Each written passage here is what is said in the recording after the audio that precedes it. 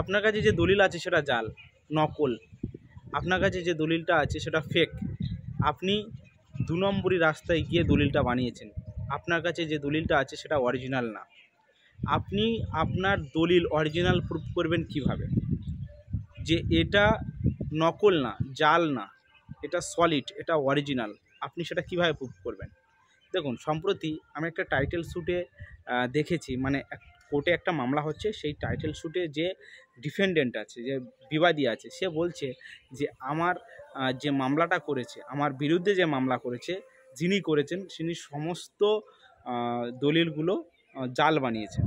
এখন কথা হচ্ছে, যদি আমি দলিল জাল বানাই, কোর্টে মামলা অ্যাকসেপ্ট হবে না। কারণ মামলা করতে গেলে সমস্ত অরিজিনাল ডকুমেন্ট কোর্ট ভেরিফাই করে এবং সেগুলো ফাইলড হয়।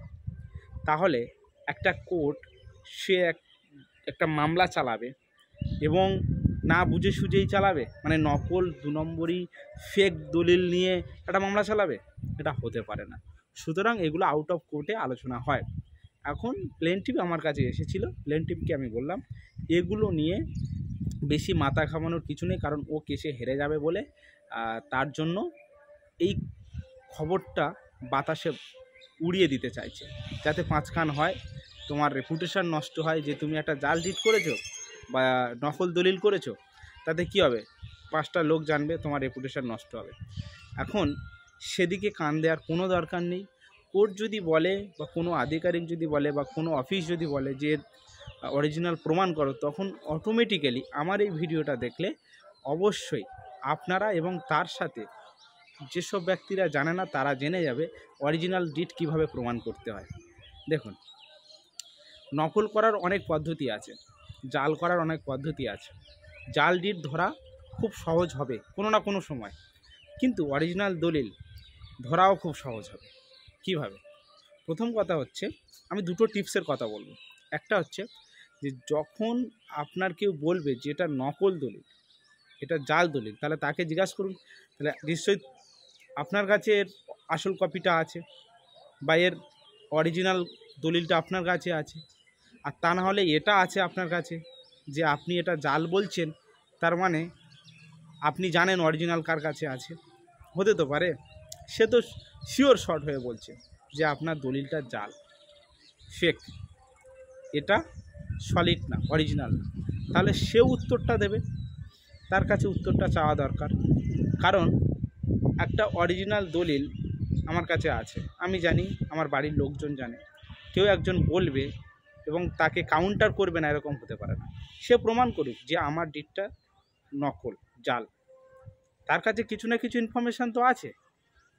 তাই এটা তাকে জিজ্ঞাসা করা যেতে পারে। সাথে সাথে ফ্যামিলি পুরনো লোকজন যারা আছে, যারা বয়স্ক হয়ে গেছে, তাদেরকে জিজ্ঞাসা করলে বোঝা যাবে যে এই দলিলটা কিভাবে কি হয়েছে। অনেক সময় দেখবে যে কোনো প্রপার্টির বাড়ির বয়স্ক লোক হলে তাদের সাথে আলোচনা হয়, মানে প্রপার্টি রিলেটেড যত ডকুমেন্টস আছে না, সেই ডকুমেন্টসে কোনো একটা প্রবলেম হলে বাড়ির বয়স্ক লোক যারা থাকে তাদের সাথে আলোচনা করে সমাধান হয়। কারণ তারা অনেক গল্প বলে দেবে সহজে, বেশি কিছু দেখতে লাগে না। তো তারপর তো অফিসিয়ালি কাগজপত্র দেখতে হয়, সেটা আলাদা ব্যাপার, কিন্তু মৌখিকভাবে অনেক কিছু মিটে যায়।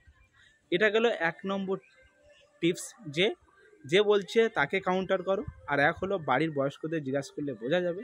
কারণ দেখো, বয়স্ক লোকরা মানে বাড়ির ফ্যামিলি মেম্বাররা কখনো মিথ্যা কথা বলবে না, কারণ তাদের কাছে তাদের সম্পত্তিটা হচ্ছে ভগবান। সুতরাং সেই জিনিস নিয়ে তারা কখনো মিথ্যা কথা বলবে না। বলতে পারে বাইরের লোক, কারণ তাদের অনেক সময় আছে কাটি করার। এবার 2 নম্বর টিপস যেটা হচ্ছে, প্রত্যেকটা দলিল রেজিস্টার হওয়ার পরে দলিলের শেষ পেজে এবং দলিলের মাথায় সব সময় দলিল নম্বর, ইন্ডেক্স নম্বর, বুক, ভলম এগুলো পাওয়া যায়। এখন আপনি আপনার এই ভিডিও দেখার সঙ্গে সঙ্গে আপনি আপনার দলিলটা বের করে দেখুন তো, দলিলের পুরো পিছনের পেজ, মানে একদম উল্টাতে যান, পুরো পিছনের পেজে চলে যান, একদম পিছনের পেজ, সেখানে একটা স্ট্যাম্প দেওয়া আছে এবং স্ট্যাম্পে লেখা আছে বুক নম্বর, ভলিউম নম্বর, পেজ নম্বর, এমনকি ডিট নম্বর এবং কোন সালে হয়েছে। আর তার সাথে আপনি সিল পাবেন, সিলটা কোন রেজিস্ট্রি অফিস থেকে মেরে দিয়েছে ওই দলিলে। তাহলে আপনার কাছে একটা দলিল তার অরিজিনালিটি প্রমাণ করতে আপনি আপনার দলিলটা দেখলেই প্রমাণ হয়ে যাবে। কারণ কি, আপনি আপনার দলিলটা দেখা মাত্রই আপনি তার সার্টিফাইড কপির জন্য একটা অ্যাপ্লাই করে দেবেন। কোথায় অ্যাপ্লাই করবেন? যে অফিসে আপনার ডিড এক্সিকিউট হয়েছে, যে অফিসে আপনার ডিড রেজিস্ট্রেশন হয়েছে। ধরুন আমাদের এখানে মাতলা রেজিস্ট্রেশন অফিস আছে, এদিকে বারুইপুর রেজিস্ট্রেশন অফিস আছে, ওদিকে সোনারপুর রেজিস্ট্রেশন অফিস আছে, বাসন্তী রেজিস্ট্রেশন অফিস আছে, মানে আমার সারাউন্ডিং যেগুলো রয়েছে আমি তাদের কথাই বলছি।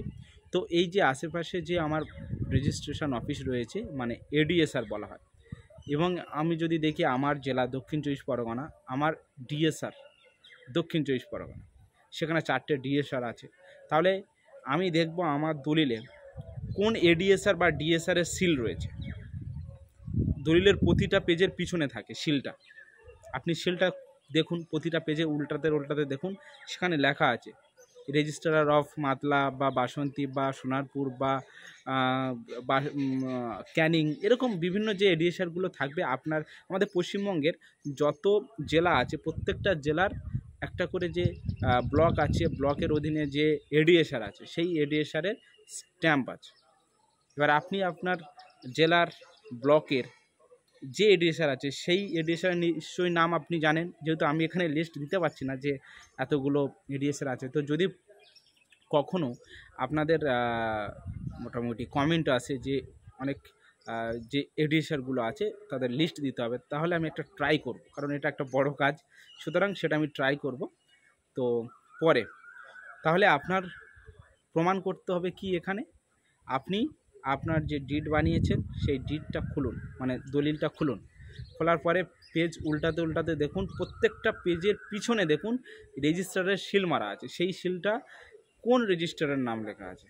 প্রথমে রেজিস্ট্রারের নামটা বের করুন, তারপর পুরো দলিলের পিছনে চলে যান, সেই দলিলের পিছনে গিয়ে দেখবেন বুক নম্বর, বুক হচ্ছে লেখা আছে বুক নম্বর 1, ভলিউম হয়তো দেখা যেতে পারে 1, 2, 3, 4, 5 বা 20, 18, 50, 52, 3, 4 এরকম বিভিন্ন সংখ্যার হতে পারে ভলিউমটা।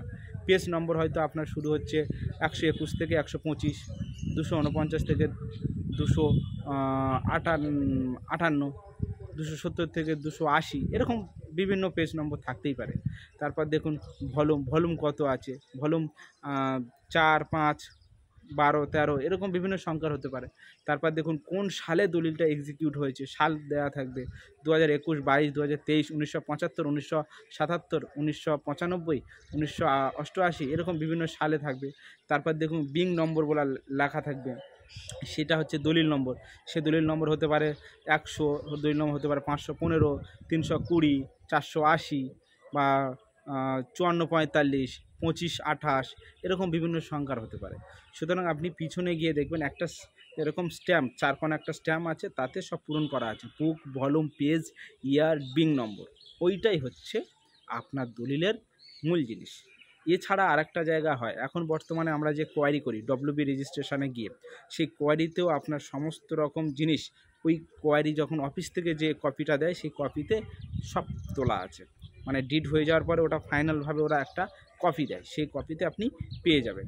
সুতরাং এই যে আপনি পেলেন, এটা তো আপনি নিজে শিওর হবেন, এবং কেউ যদি আপনাকে বলে থাকে যে জাল দলিল, আপনি এইটাকে নিয়ে আপনি যে রেজিস্ট্রার অফিসে আপনার সিল তো দেখছেন, সেই মানে দলিলে যে সিল রয়েছে সেই সিলটার নামটা দেখে নিচ্ছেন যে এই এডিএসআরে আছে।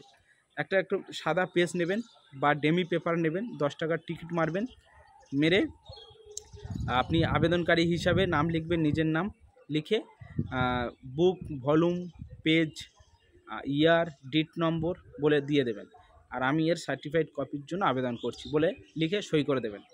দেওয়ার পরে ওইটা অফিসে জমা দিয়ে দেবেন। দেওয়ার পরে আপনার ওরা এবার ওটা সার্চিং করবে, দেখার পরে ঠিক আপনার নির্দিষ্ট টাইম, 1 দিন বা 2 দিন সময় নিল, বা দিনের দিনে কেউ যদি চায় ও আপনাকে দিয়ে দেবে। যেই আপনি হাতে পেয়ে যাবেন, নিজেও দেখবেন, পাড়ার বা এলাকার যারা কাটি করে তাদেরকেও দেখাবেন, এমনকি কোনো আধিকারিক অফিস বা কোনো মামলা করতে গেলে কোথাও ওটাকে নিয়ে দিয়ে দেবেন। কারণ কি, আমার কাছে যে অরিজিনালটা ছিল সেটা আপনারা বলছেন জাল, আপনাদের অফিস থেকে তো এটা সম্প্রতি দিয়েছে, স্ট্যাম্প মেরে রেভিনিউ নিয়ে সমস্ত রকম ব্যবস্থা করে তারা তো দিয়েছে। তাহলে দেখুন এটা জাল কি অরিজিনাল, তারা দেখুক না। কারণ অফিস থেকে দেওয়া জিনিস কেউ তো অস্বীকার করতে পারবে না। অফিস তো আর বাড়ির মানে নিজের ইচ্ছাকৃত বানায় না, তো পাবলিকের প্রয়োজন অনুসারে অফিস বানায়। তাহলে সেটা তো অরিজিনাল ডিড বলে তার জন্যই তো অফিসে আপনার সার্টিফাইড কপিটা আছে বা পেলেন। যদি আপনার জাল হতো বা নকল হতো, আপনি কি অফিসে ওটা পেতেন? পেতেন না। তো এই হচ্ছে একটা ডিডের জাল অরিজিনালিটি পার্থক্য করার জন্য এই পন্থা। এই ভিডিওটা যারা দেখবে তাদের দলিল জাল কি ফেক কি অরিজিনাল তারাই নিজেরাই প্রমাণ করে নেবে।